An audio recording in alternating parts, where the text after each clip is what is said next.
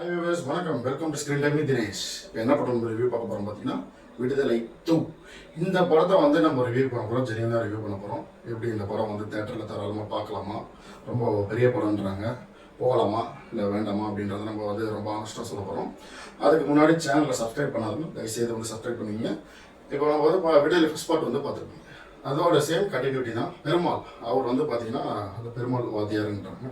அவர் எப்படி உருவானார், அவரோட கதை தான் வந்து வெற்றிமாறன் சார் வந்து ஃபர்ஸ்ட் ஆஃப் ஃபுல்லாக அப்படியே காமிச்சிருப்பாரு. அவருக்கு பின்னாடி யார் இருக்காரு பார்த்தீங்கன்னா கிஷோர். அவர் வந்து பார்த்தீங்கன்னா ஒரு கம்யூனிஸ்ட் மாதிரி ஒரு அரசியல் சின்னதாக ஒரு கட்சி வச்சிருக்காரு. அப்போது அவருக்கு என்னெல்லாம் எதிர்ப்பு வருது, அங்கே இருக்கிற வந்து பெரிய ஆளுங்க. அப்போது அந்த காலத்தில் வந்து பார்த்தீங்கன்னா அந்த ஊரில் கொஞ்சம் பெரிய ஆளுங்களாக இருப்பாங்க, அவங்க தான்ற மாதிரி அப்படின்றவங்க ஒரு 4 பேர் இருப்பாங்க. அந்த கீழ் ஜாதி ஆளுங்கள்லாம் வந்து கிட்ட சேர்க்க மாட்டாங்க. அந்த தெருவில் வந்து பணத்தை எடுத்துகிட்டு போகக்கூடாது, கோயிலுக்குள்ளே வரக்கூடாது, அந்த மாதிரியான ஒரு சமூகமாக அப்போ வந்து இருக்குது. அப்போ அவங்க வந்து விஜய் சேதுபதி வந்து அவர் வந்து ஒரு வாதியாராக இருக்கார். அப்போ போஸ் வந்து பார்த்திங்கன்னா வந்து ஒரு பெரிய ஒரு கொலை பண்ணுறாரு.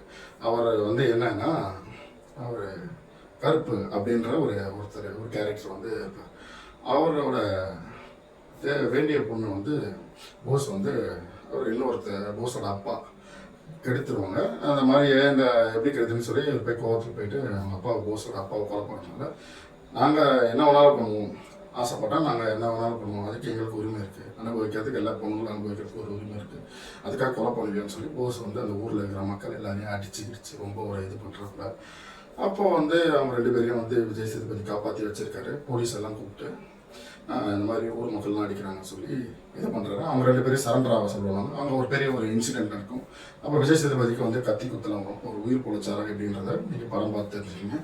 அவர் அங்கே இருந்து தான் அவர் வந்து பெருமாள் அப்படின்ற மாதிரி ஒரு கேரக்டர் உருவாகிற மாதிரி டேரக்டர் வந்து காமிச்சிருப்பாரு.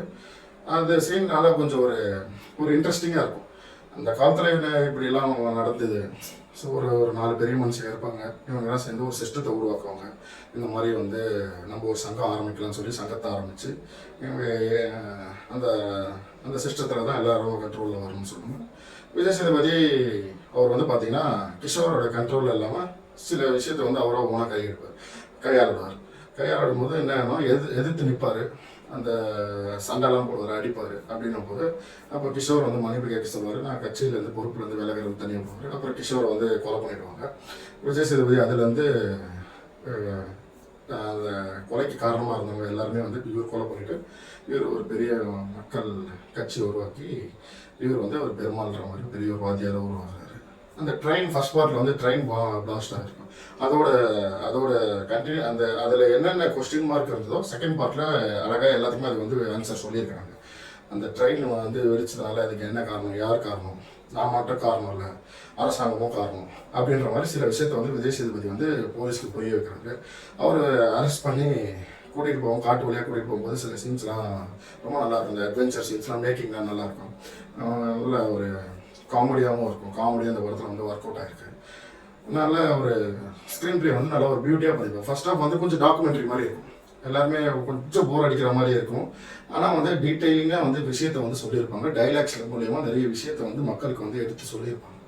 அது கேட்க உங்களுக்கு நல்லா ஒரு இன்ட்ரெஸ்டிங்காக இருக்கும். கொஞ்சம் பொறுமையாக பார்க்கணும் ஃபர்ஸ்ட் ஹாஃப். செகண்ட் ஹாஃபில் வந்து நல்லா கொஞ்சம் ஒரு சூரியோட ரோலும் வந்து நல்லா இன்வால்வ் இருக்கும்.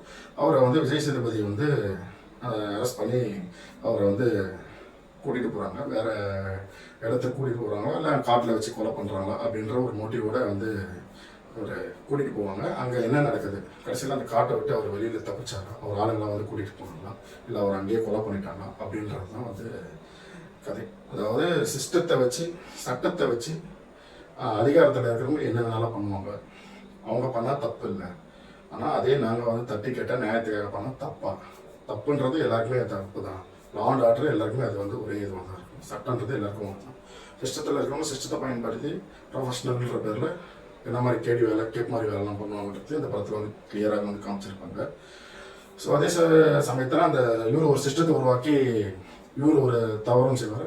இவர் பண்ணதும் தவறு, அதே போல் சிஸ்டத்தில் இருக்கிறவங்க பண்ணுறதும் தவறையும் டேரக்டர் வந்து அழகாக வந்து பாயிண்ட் பண்ணி காமிச்சிருப்பாரு. செகண்ட் ஹாஃப் உங்களுக்கு இப்படி தான் போகும். இந்த படம் வந்து கொஞ்சம் ஒரு நல்ல ஒரு எல்லாருமே வந்து ஒரு மனுஷன் வந்து எல்லாருமே வந்து ஒரு பேராசை பிடிச்சவங்க. அந்த ஒரு சந்தர்ப்பம் கிடைக்கும் போது நம்ம அதை பயன்படுத்திக்கணும் அப்படின்ற மாதிரி கடைசியாக வந்து கிளைமேக்ஸில் ஒரு தமிழ் அந்த போலீஸோட சுயரூபத்தை வந்து காமிச்சிருப்பாங்க. நல்ல ஒரு கிளைமேக்ஸ்ன்னு சொல்லணும். நல்ல செகண்ட் ஹாஃப் ஒரு நல்லா இருக்குது. சூரியோட ஆக்டிங் வந்து நல்லா இருக்குது. விஜய் சேதுபதி ஆக்டிங் நல்லா சூப்பராக இருக்குது. ஃபைட் சீக்வன்ஸ்லாம் வந்து second half fight sequence, adventure scenes, making, cinema photographer, editing, Ilaiyaraaja sir music எல்லாமே வந்து நல்லா ஒர்க் அவுட் ஆகிருக்கு. பொறுமையாக உட்காந்து பார்க்கணும். நிறைய விஷயம் இந்த படத்தை வந்து சொல்லியிருப்பாங்க. நிறைய உங்களுக்கு படம் பார்த்தாலே வந்து புரியும். அவ்வளோ ஒரு நல்ல படம் தான் சொல்லுவோம். தாராளமாக எல்லாருமே இந்த படத்தை வந்து தேட்டரில் போய் பார்க்கணும். உங்களுக்கு இந்த படத்தோட ரேட்டிங் நம்ம சேனல் என்ன அப்படின்னு பார்த்தோம்னா 3.5 out of 5. மறக்காமல் வீடியோ பிடிச்சல லைக் பண்ணுங்கள், ஷேர் பண்ணுங்கள், சப்ஸ்கிரைப் பண்ணுங்கள். தேங்க்யூ.